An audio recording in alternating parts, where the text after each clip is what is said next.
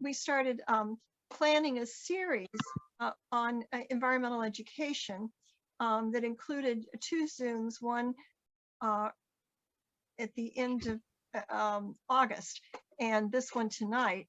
And in the middle was a family fun night at the sponsored by the OMI Green Team in collaboration with us, CCAN, another co-sponsor of this event, and Interfaith Power and Light and others, many who tabled. And that was a wonderful event, focusing on all kinds of environmental education, but especially electrification. And Doug Siglin, who's speaker tonight, was one of the speakers there. And we had some wonderful youth speakers who are working with high schools, who are high school students and are working with high school students on this and other climate issues. First, I'll introduce Bonnie Sorek, who's going to say a word about Interfaith Partners for the Chesapeake. She is a longtime climate activist and someone that cares a lot about the environment. And she's also in the Green Team in her congregation, is a key member of the Oakland Mills Interfaith Center Green Team, which represents all of the congregations in the one building, the meeting house, which is sort of a unique Columbia institution, interfaith centers that house a number of different congregations. So Bonnie, do you want to introduce yourself and say a few words? Thanks, Ruth Alice. I really appreciate the introduction, and it's so wonderful to see so many familiar faces here, folks I haven't gotten to see for 2 years, and of course it's great to see some new folks as well. Like Ruth Alice said, I am with the Interfaith Partners for the Chesapeake.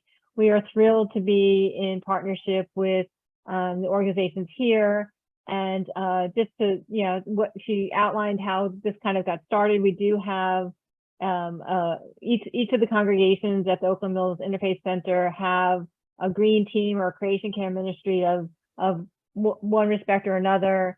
So it's the Columbia Jewish Congregation, Bed of Eve, Columbia Baptist Fellowship, Columbia United Christian Church, Kol Nefesh, and St. John the Evangelist Roman Catholic Church are the 6 congregations that work together individually with their own congregations, and then jointly, since we share the facility, we can't make any changes without everyone agreeing. So you can only imagine, those of you who are parts of organizations, just trying to get one congregation to decide on something, imagine what it's like to try to get 6 congregations to agree on something. And we somehow managed to pull that off. So my hat's off to the OMI Green Team for incredible work that they've done. They've received 4 grants over the last couple of months, totaling over $75,000. So we are thrilled with the efforts that they've put forth. And I just want to invite and challenge those of you who are members of a faith community or might have neighbors or friends that are members of faith community. What IPC believes is that that caring for creation is a moral imperative. It's going to take all of us, and that people of faith can lead the way. And this is just an example of the types of things of what the power of the faith community can be. If numbers and science moved people alone, we would be where we need to be, but we're not reaching everyone, and we really feel like this is a way to reach more folks with a faith message of why we need to care for what has been gifted to us. So I don't want to say a lot more. I'll put my contact information in the chat. We do have our Green Team training coming up in October. It starts October 13th. Whether you've been before and want to come for a refresher or start a new team, we would welcome you to come to that. And we have tons of resources on our website. So I'll put information about that event that's coming up in October. And to know that we work with individual congregations, and what the Interfaith Center is doing, building a hub of congregations all working together, because we all need to work together. So thank you for coming tonight. Really looking forward to the science and information that's going to be presented to us, because I learned a lot at the last one. And thank you all for joining us. Thank you. And I guess it's passed back to Ruth. Well, next I'm going to introduce Monica, and followed by her talk will be Wendy with a poll. So we'll have something interactive that you can respond to. And then we'll go back to Doug. Monica and Doug are both with the Chesapeake Climate Action Network, a vulnerable institution in the Chesapeake area, which is defined as Virginia, DC, and Maryland, headquartered in Tacoma Park, Maryland.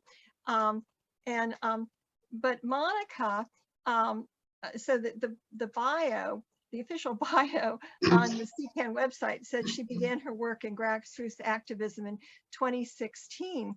That might have been the Women's March, because the group that she helped found, Maryland Wise Women in Anne Arundel County, was key in the Women's March, and since then has done some great environmental work.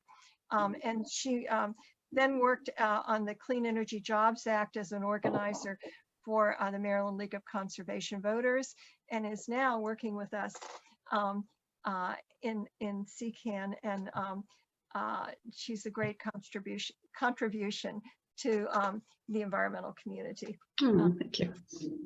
So, Great. Take it away. Okay, great. Thank you so much. So Liz, why don't you throw up the slide, the very first slide. While you do that, I just want to give a shout out and thanks to HoCo Climate Action. I work often with Ruth, Alice, and Liz, and they're amazing partners. Thank you to Bonnie and Wendy, OMI, IPC. It's really, really great to be here tonight. So Electrify HoCo, that's what we want to talk about tonight. You know, Doug and I have been doing these presentations in throughout Maryland, specifically in Montgomery, Howard County, and Frederick County throughout the summer. And I can tell you, it's been a really great experience, because as dire as the climate news is, and we all know it is dire, the Electrify movement is exciting because it's really talking about a solution. So next slide. Okay, so we're calling this, you know, doing our part. When we talk about electrifying, we're going to talk about what we can do, what our solutions can be in our homes and in our workplaces, and in our communities. And it's really for the future generations. It's for our planet. So next slide, please. Yep. Hello? Yes. Oh, sorry, I missed you. Okay, great.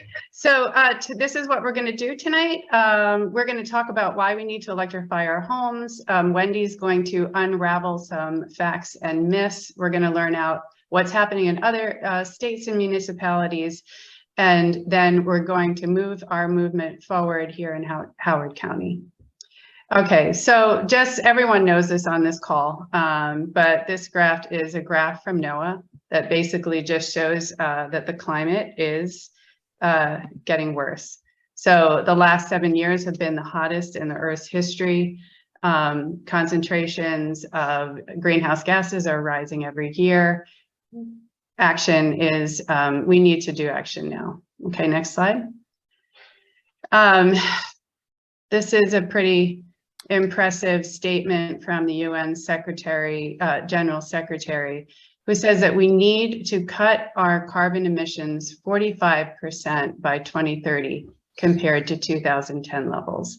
Okay, that doesn't give us a lot of time. So what we're going to talk about tonight is how that's actually possible.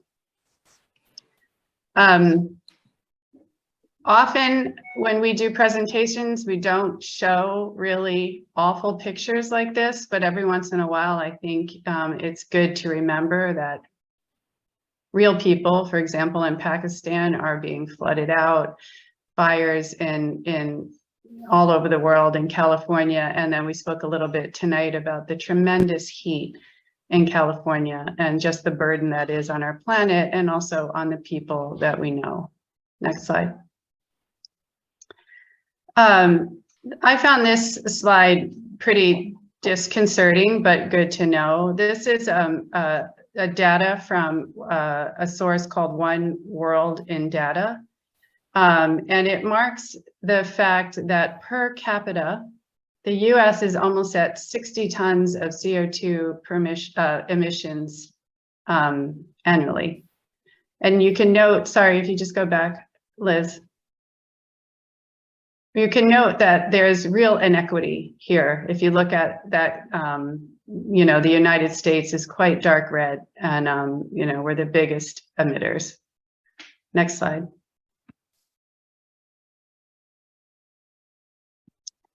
Okay, sorry, I keep losing my Zoom. So the latest report from the IP, I want to talk specifically tonight about methane emissions. The Secretary General has, you know, said that we need to cut our emissions quickly. And the IPCC in their latest report is really focusing on methane. Methane levels are now higher than they have ever been in 8,000 years.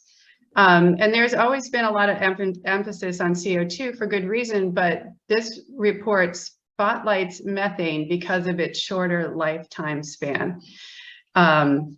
So given the shorter lifetime of methane and its high warming potentials, as well as all the low cost or even negative cost measures available to reduce methane, action on methane is our best bet to reduce atmospheric concentration and to avoid that tipping point that we're all worried about. And the report from the IPCC amplifies the previous conclusion that to get to 1.5 degrees, we have to get about a third of methane emissions eliminated from our current levels by 2030 and about 45% by 2040. Okay, that sounds daunting, but we can do it. We have to do it. Okay, so methane, why methane? Methane is 86 times more warming than carbon dioxide over the first 20 years when it reaches the atmosphere, even though CO2 has longer lasting effects. If we can reduce the methane in the atmosphere, on the short term, we can reduce emissions. So research definitely indicates that reducing methane in our atmosphere is a powerful way for us to relatively quickly combat global warming. It breaks up more quickly than carbon, so it leads to immediate slowing of temperature increases. Next slide. So a huge issue with methane, as probably everyone on this knows, it's just good to get a visual, is that methane leaks. So it leaks all the way from the drilling to the production, to the transportation, and the pipes, all the way to your home, to your kitchen stove. So according to, I'm sorry, I don't remember who did this. I can't give you this data right now, but it leaks as much as the annual tailpipe emission of 70 million cars. So at least 25% of today's global warming is driven by methane that's from human action. So methane is something that we're going to talk about tackling tonight. Next slide, please. So here's a challenge for us. The Climate Solutions Now Act, which passed in the General Assembly this past year, says that we need to get to net zero by 2045. So we don't have a lot of years. Given the fact that our state emits about 242,000 tons of CO2 from methane combustion, that means that we have to get about 1.25 million customers who use methane off methane pretty quick. So we need to start, the action has to happen now. Okay, so this slide shows you the sources of methane emission, the sources of carbon emission in Maryland. So the big orange square is petroleum. Methane is the gray the gray piece, 29% of carbon emissions in Maryland actually comes from methane. So if we can deal with this issue, we can really cut our emissions. Next slide. So if you look at this slide, sorry, someone's thing is on my slide. Okay, methane emissions by sector. So you can see that, let me see, where am I? I'm sorry, I keep losing my Zoom tonight. I'm just gonna open this up. Okay, so that pink square there, that's residential homes that use methane. And the orange square is commercial. So this is the building sector.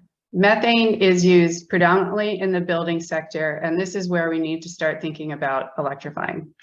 Next slide. Here's the solution. We're burning all these fossil fuels, direct use in our buildings. In fact, 18% of methane comes from our building, the direct burning of fossil fuels in our building. So what we need to think about is electrifying. Next slide. So this comes up often, and it makes a lot of sense that people have some confusion about that, about our grid. So our grid isn't 100% renewable right now, although we do have about 42% or 33% renewables on our grid. Well, not renewables, energy sources that don't emit carbon. But this is from our friends at Rewiring America, this graph. And if you look at the yellow line indicates what our emission reductions would look like if we cleaned up our grid totally.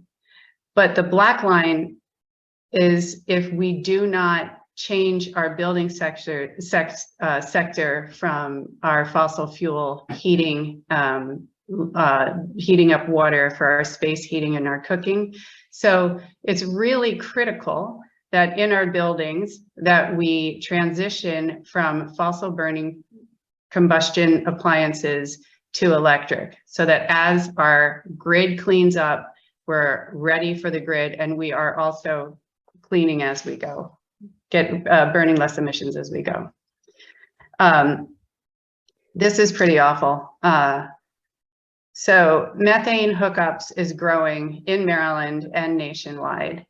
So in 2020, Maryland had about 1.2 million residents and about 80,000 commercial users on methane. Here's a quote from the American Gas Association. Gas companies connect to at least one new household every minute.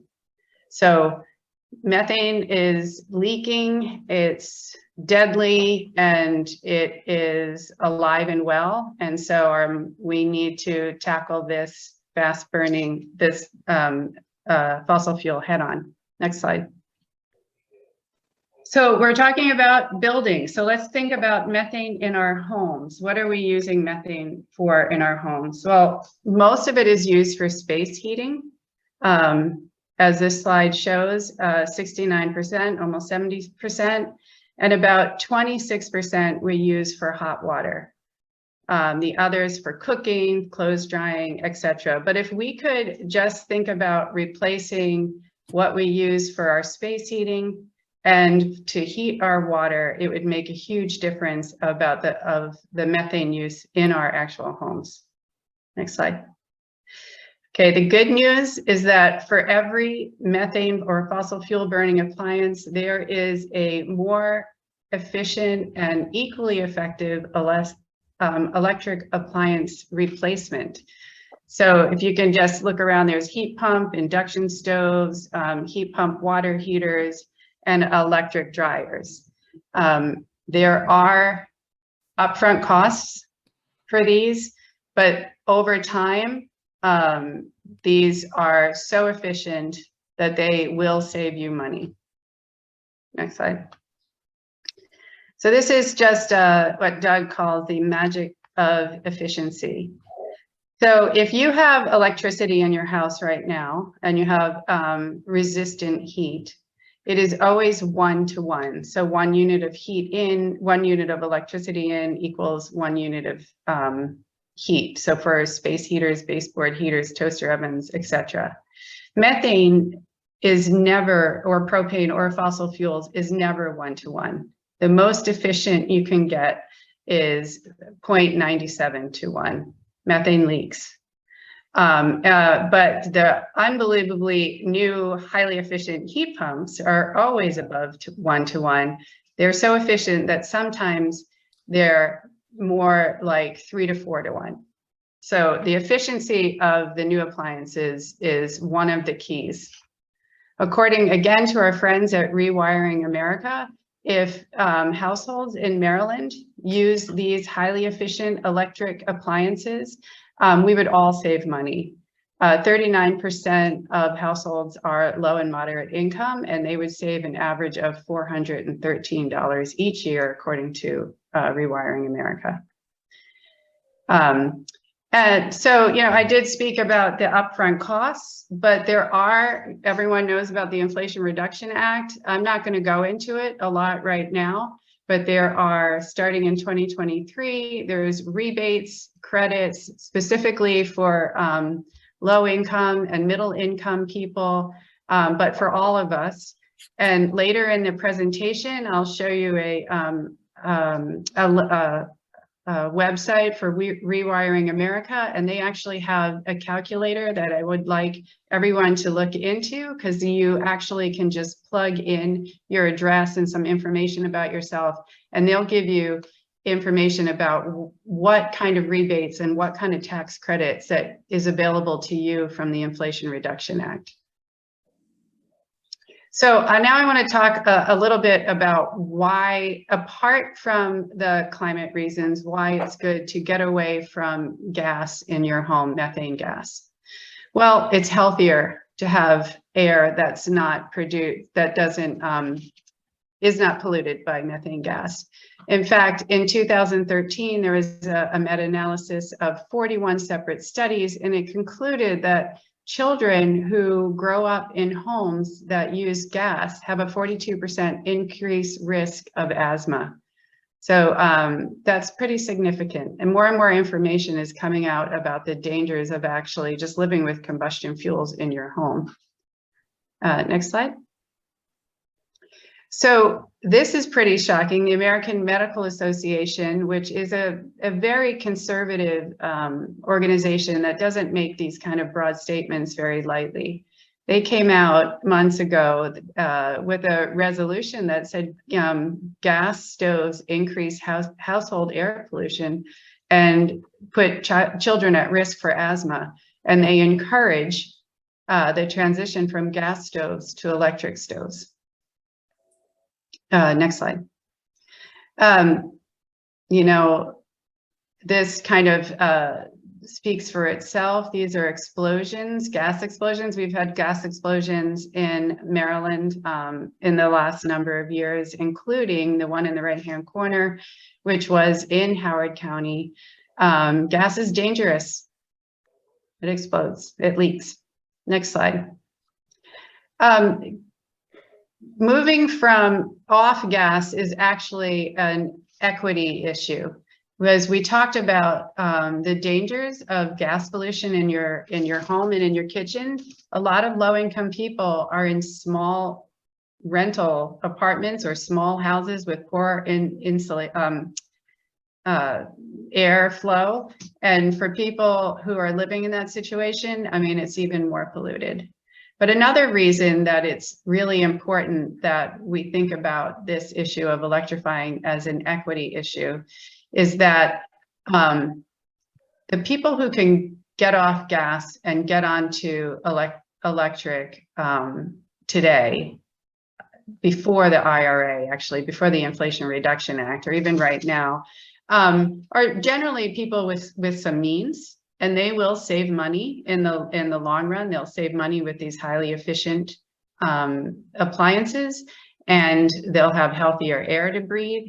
And the people that remain on the infrastructure, the gas infrastructure, they will pay for what's called the stranded costs. So right now, when we have gas, when we get our utility bills, we're paying for our gas, but we also pay every month for infrastructure repair. So as people get off gas, they will not be billed for the infrastructure repair. And so the people remaining on it will have to carry the burden of the infrastructure. So it's really important that as we electrify our homes, we think of electrifying affordable homes as well. And finally, electrification is great for job creation. When you electrify your house, it's very specific what size heat pump you need, how to upgrade your electric panel. All of these jobs are local jobs that can only take people working locally. Our friends Rewiring America estimate that 4,200 installation jobs, if we start electrifying all our homes, will come up in Maryland. So again, think of those 1.2 million people on fault who are using gas. All that infrastructure, all those appliances need to be replaced, and we need skilled, trained workers to do that in Maryland. Next slide. So does it make sense to electrify? Absolutely. I just want you to think about this. In 2022, all of Maryland retail electricity providers must get at least 32% from renewable sources. And this will rise to 52% by 2030. So as we electrify our home and the grid is getting greener, it is a huge emission reduction for Maryland. And specifically when we talk about methane gas, which is again 86 times more potent and more warming than CO2 in a 20-year period. When we transition, we're taking that right out of the equation. So it's really a fabulous solution, and a solution that's available to us right now with all the technology that's available, and with the Inflation Reduction Act, and with other state and local rebates coming down the pike. So it's something that we can do, if we all should do, if we can do. And it's also something that we need to tell our municipalities to do, because it has to go beyond our own home, and it has to be in communities, in affordable housing units, and anything that's now built in Maryland. Like, we have to stop building out that infrastructure. So in other words, we need to get off methane by 2045. We need to stop digging the hole. So all new buildings in Howard County and all new buildings in Maryland should not have methane pipes going to it. We need to encourage people to switch, voluntarily switch their homes, and we need to take advantage of the Inflation Reduction Act and other tax credits and incentives. So next slide. So I just ran through things super quick, and I really apologize for that, because we want to talk about a lot of other things tonight. But I want to direct your attention to this website. If you're interested in electrifying your own home or learning about why this is really important, check out rewiringamerica.org. They give you a free step-by-step guide on how to electrify your home and where to begin. What's the most important thing to do? And also, as I said, Rewiring America has that savings calculator, which is really brilliant, which helps to clear up in your mind what part of the Inflation Reduction Act is going to be specific to you and to your family. Again, I know I threw a lot of information at you. We will have a Q&A later. And if you are interested in any of our source information, I'm going to put my name, my email, and in the chat, and Doug and I can get information to you. But with that, I'm going to move on, and we're going to open it up. When Wendy has a fun little false and true or false kind of questionnaire, and we can segue from that to actual questions that people might have. Yes, I wanted to introduce Wendy. She's been an enthusiastic participant in our Electrify meetings since last fall, and has taken the message to her Green Team, where she's chair of the Columbia Jewish Congregation Green Team, and a representative from that group to the Oakland Mills Interfaith Center Green Team. She's in the process of becoming a master naturalist and a master watershed steward. She retired from USDA and still is involved in some veterinary private practice. She's a veterinarian. When she was at USDA, she led the climate change initiative, actually pushed the agency toward it for her unit within USDA. So she's an activist at work and in private life. And take it Thank away, you. Wendy. Thank you so much, Ruth Alice. That was lovely. Yeah, so we're gonna have some fun now, and I suspect with this crowd, the results are going to be impressive.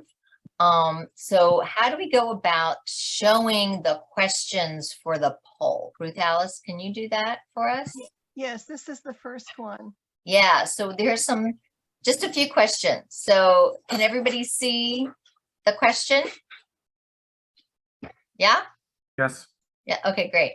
So the question is, big green groups like the Sierra Club support methane gas as a bridge fuel between coal and clean renewable energy. I think there was just a little typo there. So is it true or is it false? So you click on the answer that you believe it to be, and then you submit your answer, and then we will tally them. Okay, are the answers all in now? We have a good percentage of people voting. I'm going to end the poll and it will show the answers. Show that how people voted. Do you see the results? No. No.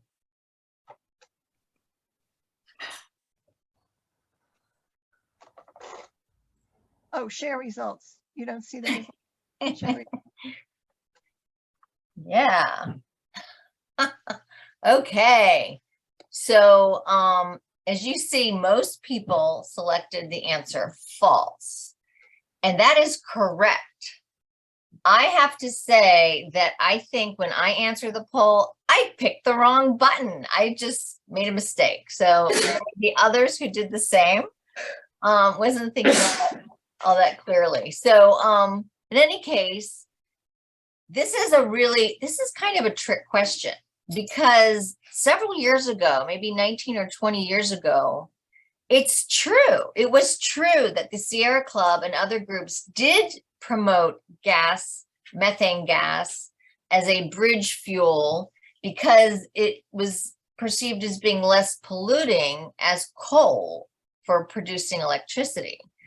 But we've since learned that that's actually not the case. If you look at it from the pump or the well all the way to the home, just like Monica said, that is no longer the case, in addition to the fact that methane is so much more potent as a greenhouse gas. So the answer is actually false. Thank you, everyone, for your participation. They underestimated the leakage too. Not only did they know it leaked, they underestimated how much it was leaking. Exactly. So they just didn't even realize, we didn't have the knowledge at that point. So the answer is now false. So next question, Ruth Alice. Okay, thank you. So now we're going to be talking about efficient appliances. So gas appliances are more efficient than electric ones. True or false?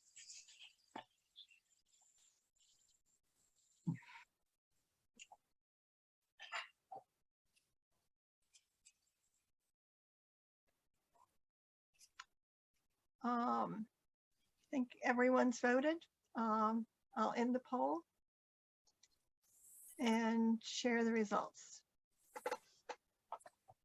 Very well. I think we're doing a little bit better now, maybe because I actually picked the right choice this time. So the answer is false. It was certainly popular or conventional wisdom, I should say, years ago, that gas was more efficient than electricity, but that is just not true. The electric appliances are more efficient, and in addition to that, the electricity that's being produced, as Monica described, is not just fossil fuels. So when you're burning methane to heat your home, for example, it's all that greenhouse gas is being released. Whereas because the grid is not just getting its electricity from fossil fuels, it is much more efficient. So yeah, and the technology for the appliances has tremendously improved. Electric appliances are much very advanced now, but somebody told us that gas furnaces haven't been, there are some more efficient than others, but the technology hasn't changed much in 30-40 years. But the electrical appliances now are very, very effective. I think the next one is, well, oh, just a minute.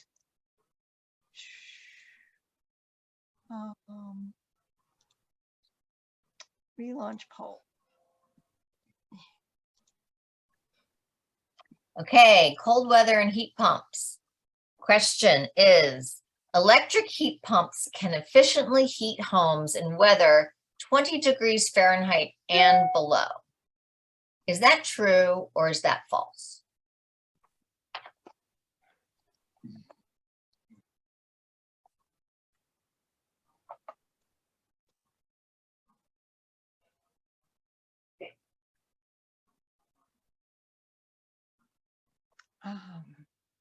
Okay. Okay, I think most people have participated. I'm going to end the poll and share the results. Guess what? It's true.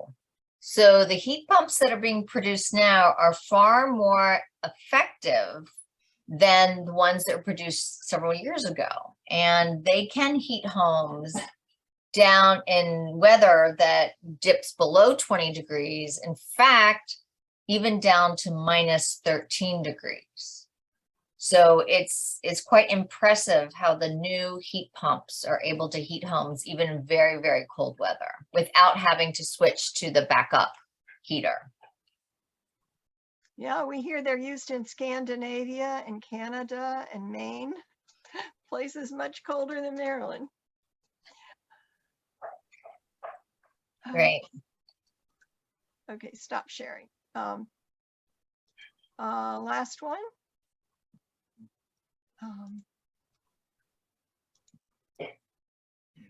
Okay, this is about the grid.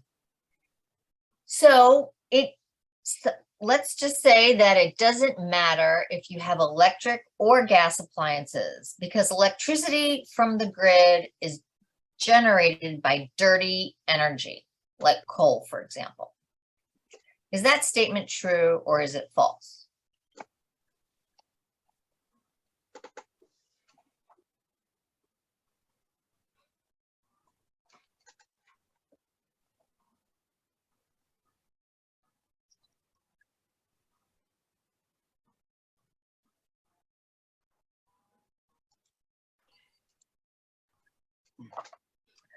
All right.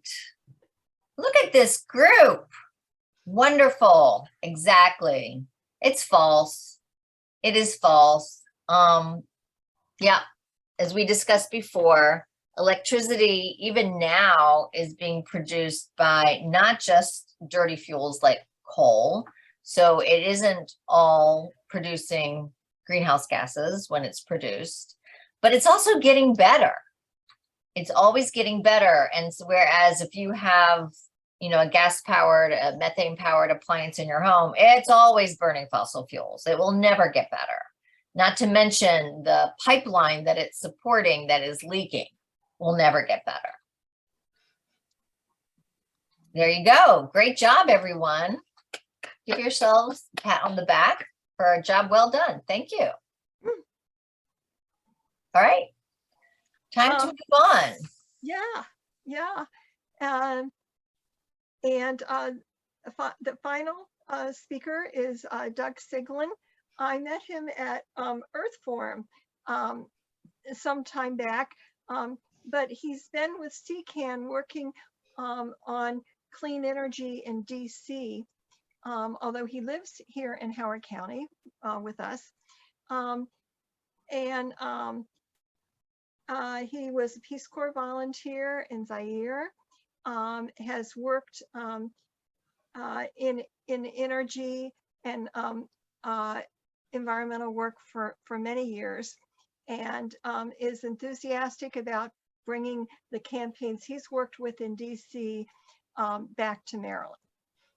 So take it away, Doug. And we will put these bios, full bios, not more than what I just went over, in information that we send you about the presentation tonight, along with the slides and hopefully the recording. So I guess you can put the slides back up for Doug, Liz. Thank you, Ruth Alice. Really appreciate the introduction. And nice to see some of you again, particularly thanks for the shout out, Ned. It's been a long time. So thank you, Liz. So I want to just start this way. I've been an environmental lobbyist for most of my career, mostly at the federal level. I was the chief lobbyist for the Nature Conservancy, for the World Wildlife Fund, for the Chesapeake Bay Foundation, and others. And so my career has been about getting laws passed. And the piece that Monica just did, I think is fantastic. And I think that each of us that have the means to do it ought to do everything we can to switch out our own appliances. But I want to talk more explicitly political right now. And that is that, as Monica said, something like 1.2 million customers in Maryland are on methane gas right now. And the state has a goal that says no net emissions by 2045. And so it presents an incredible challenge for the state in how it's going to really decarbonize the economy in the next 23 years, including those 1.2 million customers that use methane gas or propane or fuel oil to heat their homes or create their water heat. Somehow over the next several years, there's going to have to be collaboration between the state and the feds and the county to provide some system of carrots and sticks to make everybody switch to electric appliances. But I don't want to talk about that tonight because that's still somewhat in the future. What I do want to talk about tonight is to stop digging the hole. And that means that we need to enact policies now at the state level, at the county level, that's what we're going to talk about tonight, that prohibit the use of fossil fuels in new buildings, in future buildings, not in current buildings, but in future buildings. And Liz, next slide, please. This is a movement that is sweeping the country. It started in Berkeley just about 2 years ago. In the past 2 years, there have been cities, reports, counties, small towns that have understood that this is the first step that has to be taken to make sure that building codes, energy codes are rewritten so that we stop digging the hole deeper. Because every new appliance that we put in has a life cycle of probably 15, 20, maybe 25 years. And so if your new gas furnace has a life cycle of 25 years and you put it in 2022, you can do the math. you're still sending out greenhouse gases into the atmosphere with that new furnace long after the 2045 net zero deadline has passed in Maryland. So cities and towns are doing this, and I was fortunate to be involved in the last several months in working with the DC Council, the DC Department of Energy and Environment, to pass some new legislation in DC, which is now law, that goes beyond the idea of having all electric future buildings to the idea of having net zero future buildings. So the new law in DC basically says starting in 2026, the energy codes have to be such that any new commercial, institutional, or government building in DC, or any multifamily residential building over 3 stories, has to not produce any greenhouse gas emissions on that site, 0. And it gets past the whole question that we were just talking about how clean the grid is and all of that. Even though electrification is much better than 100% methane emissions, greenhouse gas emissions, no emissions whatsoever is a much higher standard. And so this is what the new law in DC says. It also says, sort of as a subparagraph, that no fuel shall be combusted on site for any thermal energy in any new building in DC starting in 2026.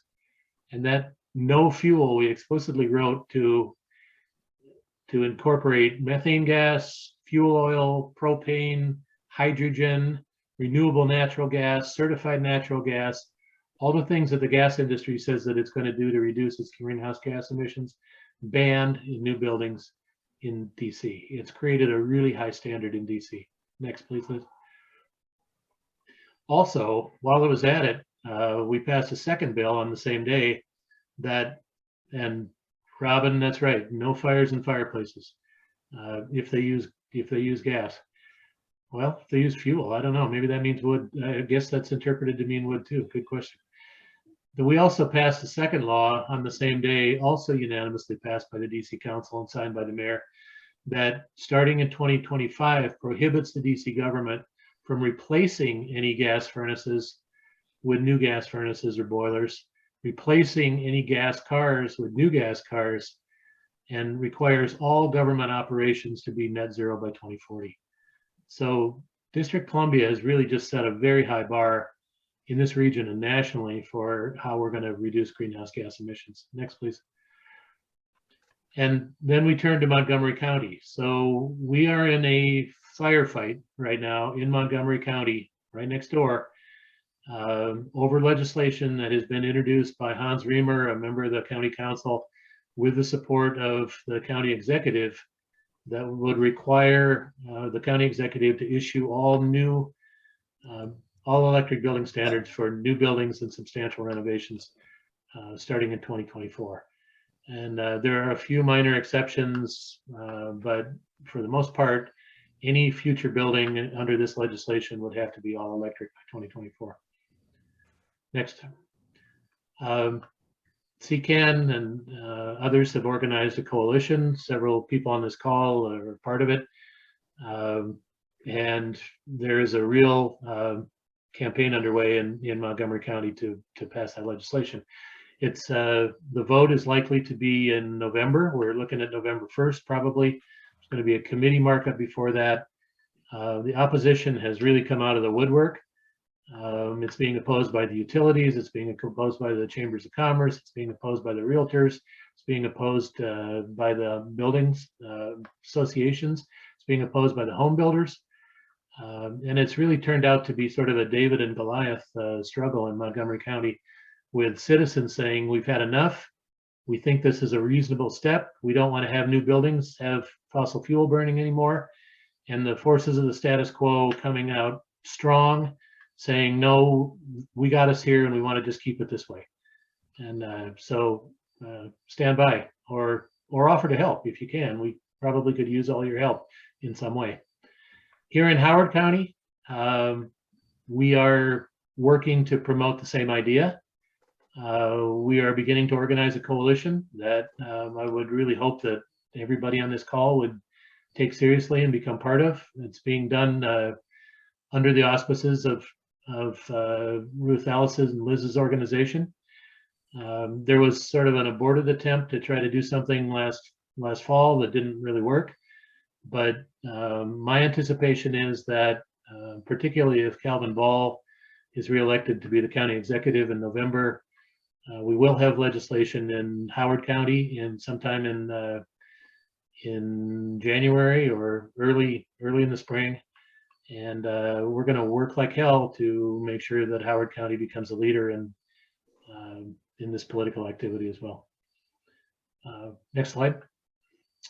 So something that you can do right now, those of you that have your cell phones with you, turn on your camera, take a picture of that QR code that's right there. You can open up a page. Your phone will automatically open up the page, and you can sign the petition and put your name to this. Let's tell the council members that we think this is a good idea. Even without legislation, we need to start getting communications into the council right now that say, we citizens of Howard County think that it's a reasonable policy that future buildings should not burn fossil fuel, period. If we can get beyond what Montgomery County is doing, the all electrification approach, and closer to what DC did, so that new future buildings in Howard County actually don't have any footprint at all, any carbon footprint at all, particularly commercial buildings. I don't think that's necessarily reasonable for single family houses, but for commercial buildings, the architects, the engineers could certainly design that way. And that ought to be a bar that we ought to strive for in Howard County as well. Next. I put the link to the, if you don't have can't do the QR, I put the link in the chat. Yeah, absolutely. Why don't we, if you don't do QR codes yet, get that link down so that you can be part of that petition. And we'll be sending this to everybody too. And the sort of opening salvo on this is going to be actually a meeting that's of the full council. That's going to be on Wednesday, the 14th at 1 p.m. It's going to be a live meeting, but there's going to be a panel on building electrification. It will be televised live on the web, or I guess televised is the wrong word, but it'll be on the internet live at the Howard County Council website. You can watch it and it'll live there forever. Our understanding is that I'll be speaking, Steve Pantano from Rewiring America will be speaking, a representative of BGE will be speaking, and a representative of the Building Association of Maryland will be speaking, clearly in opposition to the idea. So if you want to watch, I invite you, and please join us in what we're doing. And then in the chat is more information about the meeting with the link to the WebEx, the agenda, and then information about the meeting. It's a briefing that they hold monthly. It's kind of, it's not their legislative meeting, but an informational meeting, I guess. Okay, I think that's the end of my section here, and I'll turn it back over to the moderator, and I think it's probably time for questions. Yeah. Liz has put up the list of the co-sponsors for the series that we talked about. This is the last of the series of events. And is there one more slide, Liz? Just the end slide, I think. Just the logo. Okay.